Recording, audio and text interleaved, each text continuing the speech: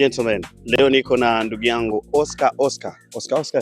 Naam. Bana, maneno yako yamekuwa kama ni sehemu ya mafundisho kwa jamii. Ndio.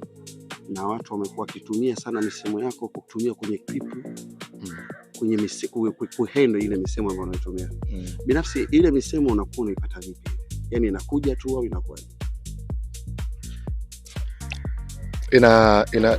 Inakuja tu, lakini ni matokeo ya vitu vingi ambavyo viko nyuma, kwa sababu lazima uwe na unajifunza vitu vingi, unasoma vitu vingi, unaweza kusanisha vitu vingi kwa pamoja, na unapaswa kuifahamu jamii yako vizuri ili kufanya kitu ambacho kina connect na jamii husika, kufanya kitu ambacho kina connect na muda husika au na tukio husika.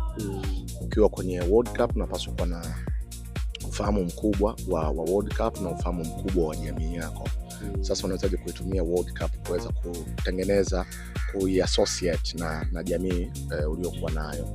Ukiwa kwenye Bongo Flava unapaswa kujua Bongo Flava vizuri na ukajua watu wako, uone unawezaje kutengeneza link. Ukitaka kuzungumza mambo ya mahusiano, lazima ujipe muda wa kusoma na kujifunza, ujue vitu ambavyo watu wanavifurahia, changamoto ambazo wanazipitia, na namna gani unaweza ukalink hivyo vitu vikaweza ku make sense kutoka kwao. So ni vitu ambavyo vinakuja, lakini vikiwa na background ya hivyo vitu ambavyo nimetangulia kusema. Elimu ni muhimu kuliko kipaji au kipaji ni muhimu kuliko elimu? Elimu ni kitu ambacho kinaongeza thamani kwenye kila kitu ambacho unacho. Unaweza ukawa na kipaji cha utangazaji. Ukipata elimu unakuwa add value, umeongeza thamani. Kazi ya elimu ni kuongeza thamani kwenye kila kitu ambacho unacho. Ukiwa unacheza mpira, hicho ni kipaji. Ukiwa na elimu kwenye hicho kipaji, unaongeza thamani ya huo mpira unaocheza. Ukiwa na uwezo mkubwa wa kuandika mashairi, kurekodi, kufanyaje, wewe ni msanii.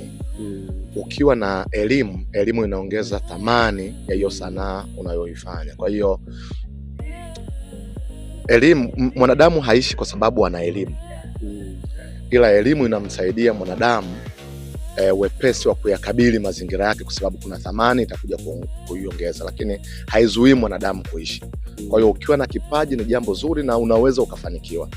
Ukiwa na elimu juu ya kipaji, utakuwa add value kwenye hicho kipaji ambacho unacho. Ndio huwa tafsiri yangu ya elimu na kipaji, nikijaribu kuviangalia vitu viwili. Baadaye, hii ni Neighborhood Street na nilikuwa na ndugu yangu Oscar. Mungu akubariki sana. Karibu Neighborhood Street. Mungu akutunze sana. Bado umependeza sana, lakini hongera sana. Mimi ngajua labda mbunge nini.